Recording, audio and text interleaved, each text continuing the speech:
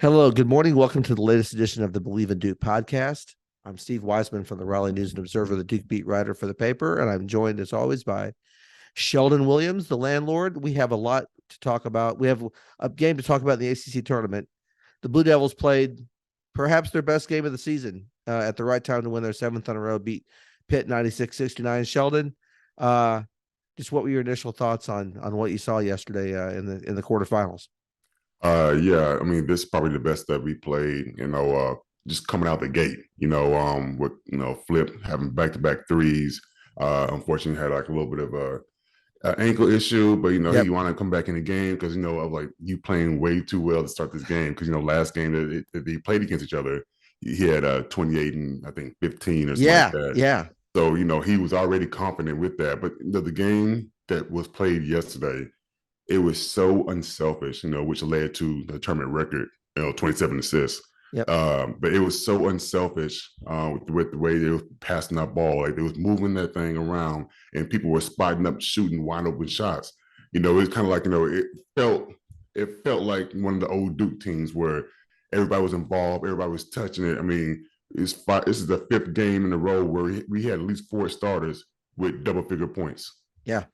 Yeah. I mean, the balance is there. Yeah. I mean, just the progress this team has made in 6 weeks or from January, really, right? But starting really, the Georgia Tech game where you were there and they pounded them, but I mean they had struggled before that. They lost the game to Virginia Tech and all that, and so to see this come together now in March in the tournament. So Duke's won 7 games in a row, 10 of the last 12, up to 24-8. Really playing for moving up the seed line now in the NCAA tournament. They're playing, if they could win the ACC championship, there's a chance they could stay in Greensboro now and get that slot ahead of Virginia, maybe. And we'll talk about that as this goes on a little bit. But I do want to remind everybody as we talk about brackets and everything about the sponsorship of the Believe in Duke podcast is betonline.ag. They've been a sponsor for a while now. We appreciate their support. As we get ready for March Madness, you certainly want to get ready for NCAA tournament. Keep Bet Online in mind because they are your number one source for all your sports betting needs this season. Everything from pro and college basketball to UFC, MMA, and more. You'll always find the latest odds, team matchup info, player news, and game trends at Bet Online. With live betting options, free contests, live scores for almost any sport or game imaginable, Bet Online is truly the fastest and easiest way to bet all your favorite leagues and events. Head to the website today or use your mobile device to join and receive your 50% welcome bonus on your first deposit. Make sure to use the promo code BELIEVE, that's BLEAV, to receive your rewards. Bet Online, where the game starts. The start yesterday for the Blue Devils, yeah, you mentioned it. They scored the first 12 points, just came out and, I talked to the guys afterwards. They wanted to punch him in the mouth. I think that's what they described it as. Instead of waiting for somebody else to punch, which happened in some games this year, they were going to deliver the first blow, and they just took control of that game. And then they started the second half with another 12-0 run to go from 16 up to 28, and it was over. Just really, this team's confidence is just through the roof right now. Yeah, I totally agree. I mean, the way that they started this game, start off with, Flip with the back-to-back threes, and he goes out, and then we had a situation where do we go from here? Mm-hmm. And the rest of the players like, no, we sticking with the game plan. And they wind up going, 12, before, Pitt scores their first points. And the fact that they still believed in the game plan that was being presented to them by the coaching staff, that we got to share the ball, we got to play defense, we got to get out and go. This is something this is who we are. Now that we all are healthy, this is who we are. And then now we got to, be more of a routine. And we start seeing that, it's crazy how we have two 12-0 starts, at the beginning of the first half and the beginning of the second half, which is, crazy because that very rarely ever happens, like I was like, really, it was 12-0 this first time and then 12-0 again? Like, yeah. Is this planned? Like boom, boom, right? Right, Left to right. right. Yeah. And this was against, a good team. Pitt's going to go to the NCAA tournament. This wasn't, Georgia Tech or whoever, Notre Dame or Louisville, the bottom of the conference. This is against a really good team. And they did this away from Cameron. We've talked a lot about how they're undefeated at home. And they had some wins on neutral courts, right? They beat Xavier out in Portland. And Iowa in the Garden. So it's not like they haven't done it on neutral courts. But again, this was away from home, and to play with that kind of confidence is really a good sign.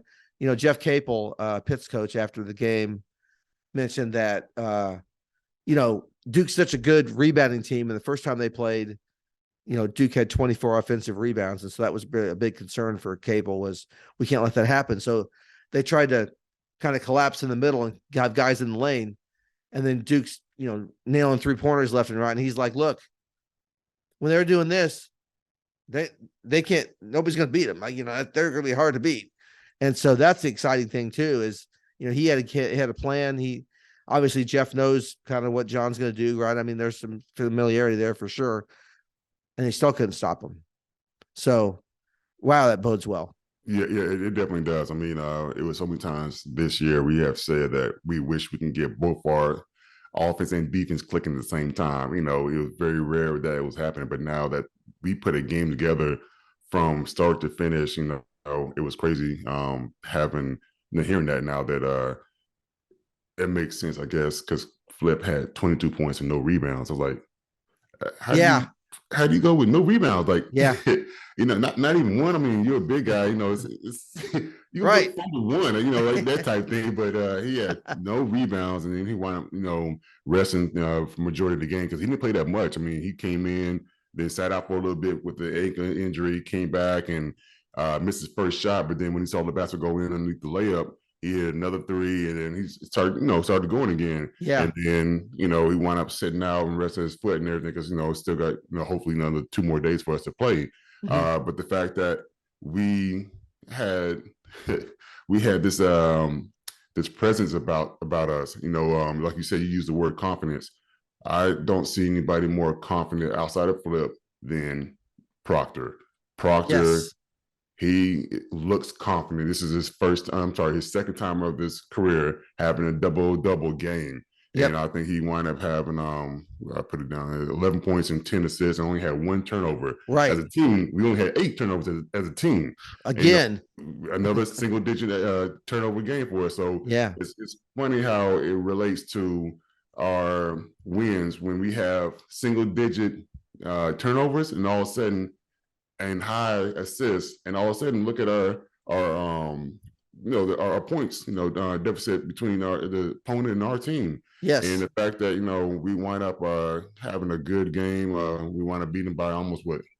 Like almost 20, 30, right? 27 points. Yeah. Almost 30. Yeah. So it's showing us, like, once we take care of the ball, it feels like everything else kind of falls in place. That was always the case, wasn't it? We always talked, that, I mean, even though Duke didn't shoot for a high percentage all the time, but if you just, the points off turnovers they were giving up, the fast breaks the other way, the just empty possessions, that really is taking care of it. And they are, let's talk about Flip's injury for a second. Yeah, I want to make sure I get back to that because that's a big thing here too. He looks like he's going to be okay. I did talk to him in the post-game locker room, and Jose Fonseca had his ankle wrapped in ice. He had it elevated, sit on a chair while he was doing the interviews with us. Of course, he came back and played. He thinks he's going to be okay. It was really scary there when he got hurt. It looked bad because he got helped off the court. And then, Jose got right at it, and I saw him take his shoe off and immediately retape it. And I thought, okay, this is probably going to be okay then, right? Because if it was something worse, he'd be taking him. Right, taking him back, yeah. Yeah, exactly. Yeah. So then they retaped him, and he went back and he tried to run back there in that little area, at Greensboro, right there in front of the locker room. There's a place to run, and he seemed okay. So I guess you always worry about the day after the injury if it's going to swell up or all that. But they said they had a plan for overnight. Again, you're familiar with that, how the sports medicine works. You don't just take an aspirin and go to bed, right? No. Hopefully he got some sleep. I mean, I'm sure it was some uncomfortable sleep where they had his foot up, elevated the whole time. So, if he's a tosser and turner, he couldn't do that last night. So, sacrifice a little bit just for us to have him, in the game, that so to speak. But I'm sure they had a great plan for him to try to keep the swelling down as much as they could, because obviously everybody's body really acts differently to certain situations. But when that play happened, I was looking at it and I'm like, I saw the first one, and almost like he twisted ankles twice in the same play, where it's like oh, the first one ain't that bad. Oh, okay, I see it. I see where it happened now. Yeah, Yeah, that the type thing. So collision, like, right, with right, Blake right, Henson. right. Yeah, So I was like, oh, just tough it out. You know, you played too well to start this game. You know, tough it out. Hopefully, it's not serious. And showing the competitor that he is. You know, he came back out and like you said, with Jose was in the back in the tunnel, kind of running back and forth, jumping up and down, trying to test that thing. And then he came out. His first shot was a little off because you know how it. You don't really trust it right yeah, away. yeah, And then all of a sudden, you kind of got into the motion of the game, and sometimes that helps you forget about what's going on with your body, and then all of a sudden, oh yeah, I am back, I am yeah. good, and then he was back in the motion. I think Let's he went play. from 8 for 10. I think he was from the field, and Yeah. good after that. Really efficient day for sure. Right, So, right. now that Duke moves to the semifinals, they're going to play Miami. This is important. There was a lot of talk in the post-game locker room about what happened last time they played Miami. Obviously, Duke beat Miami in Cameron by 2, and that was a game where they didn't have Roach, and that was really before the team obviously found its footing. But that was an important win. And then they went to Miami and just got drilled by 22. It was kind of like what Duke did to Pitt yesterday, is what Miami did to Duke back then. We all remember it, and the players remember it. They remembered, Miami had a lot of students there that day. They rushed the court. Lively and Proctor and Mitchell were talking about how they had a party. They had a big party on beating us, and that didn't sit well with us. And it shouldn't, right? That you want that to burn, and they don't want to get, as Lively said, they punked us, and we're not going to get punked again. So here we go, semifinals. Let's do it, right? Yeah, I mean, hopefully, the revenge tour, continues with this as well. It's crazy because you said Roach didn't play that first game. Roach didn't play against Pitt the first game either. When we played earlier this year, right? Yeah. He was out. He was out there that time too. So yes. So with us now playing against potentially, two teams that we need to get revenge on. Could be Virginia. Yeah, it could or be Clemson. Well, either or. Yes, so that's right. I'm hoping that one, we kind of look at our team in front of us, and then kind of go from there. But yeah, for us to play against Miami, how they embarrassed us down there at Miami. I mean, anytime a team beats Duke on their home floor, it's always the same thing where it's almost like a surprise for them. That's why they rush the court, and that's why they celebrate those big parties and bonfires on the campus and things like that, whatever. So it's the same story. Right. It doesn't happen often, but when it does happen, I understand. People get all excited about it, that type thing. But but remember, for Duke teams, they're gonna have that in the back of their mind. It's gonna be like kind of burned in their memory, like, oh, okay, all right, I see how you do. Y'all still gotta come to our place, or we still gotta play y'all somewhere down the line. So just know it's gonna come back to you. Right. Especially for these freshmen who haven't been through it before. You can tell them, every time Duke comes to town, it's the big circus, and they're gonna, as Coach K always said, it's always t-shirt night when we come to town or whatever, It's always, but that's the way it is. I've been on the road. You've been there. I've been on the road enough times. I see what happens, and that's the game. Miami had their biggest student attendance of the year because Duke was coming on big Monday night. By the way, I think I misspoke. I think Roach did play in the first game against Miami, if I remember. That was his first game back from after he was out. Game back? Okay. I want to make sure. Stretch. Set the record straight on that. He did play. But anyway, that was still an important win when they weren't really their best team. That was my point. But the revenge tour, that's the thing right now. These guys are motivated, and they're playing better than anybody in the conference. Because Miami yesterday against Wake had a big lead, and it almost got away from them. Wake made a couple of free throws. They would have won that game. They missed a lot of free throws. So I mean, it's a testament to how ACC's been. Any night could be a funky, wow, exciting night. You never know what to expect, and that's something that I'm hoping that it holds true for this game too, because for Miami supposed to be, quote unquote, the better team, because of rankings, but we're playing really well, so those rankings don't really mean as much, at least to me. Just as long as we continue to be unselfish and share the ball like we've been doing, obviously, it's a great plus if we can actually, shoot the ball like that again. I think it was a 62 from 2 and 42 from 3. I mean, Yes. if we can get some more games like that, I mean, I'm not going to say, no to that. But, the fact that, our defense is playing well, we're getting out in transition, we running the ball back down the other team's throat. It's like I said, it just reminds me of the old Duke teams where we just kind of get out and go and run. And, the offense is, I mean, we scored with 96 points, Yes. 96 in an ACC points game, right? This in isn't the against. ACC game. I mean, yeah, I mean, it might have been like, is it the highest points for this tournament so far? Yes. Yeah, I believe so. And then, shoot, we had everybody except for 3 guys. We emptied the bench. Only 3 guys didn't score in the game. That's Right. crazy. Like we had, I think it was like 11 players that scored. At least 2 points in the game, which is right. A crazy stat in itself, though. Jaden Shute got in there. He blocked. Mm-hmm. He blocked a shot. I mean, he blocked a he shot did. too. Remember that? He did. And yeah, the 96 points for Duke are a season high. 27 assists are a season high. Shot 62.1%, which is also a season high. So okay. That's the best offense they've played, all year. And 27 assists was an ACC tournament record. 96 points is the most points Duke has scored in an ACC tournament game since 1999. So this was a performance day for Duke for sure. And now they want to try to repeat that against Miami tonight. So we'll see. I know the motivation's there for sure.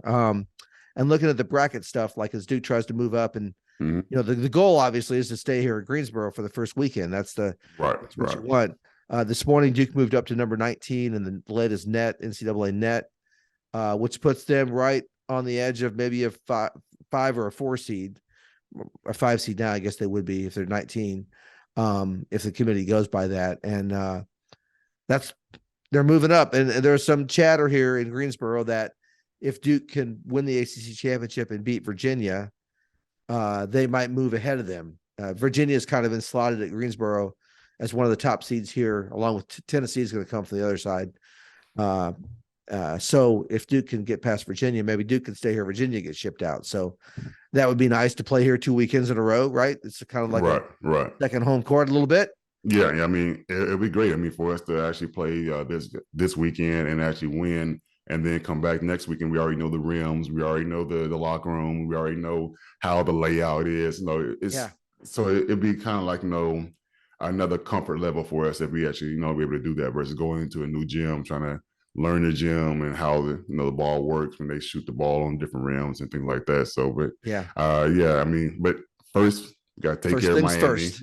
Yes. First, got to take care of Miami. Remember, John just played the last game at Miami over and over again on the bus, in the team meals, and just having in the background, just make sure they thinking about it the whole time. Because the way that we had started the revenge tour, the last 2 home games, I believe, of the regular season. Virginia Tech and NC State. Yeah, let it continue for this game, and hopefully let it continue for the championship game as well. Yeah, exactly. It sets her up really nicely for sure. Because either Virginia or Clemson, those are 2 games Duke lost on the road. They didn't have a chance to play them game at home.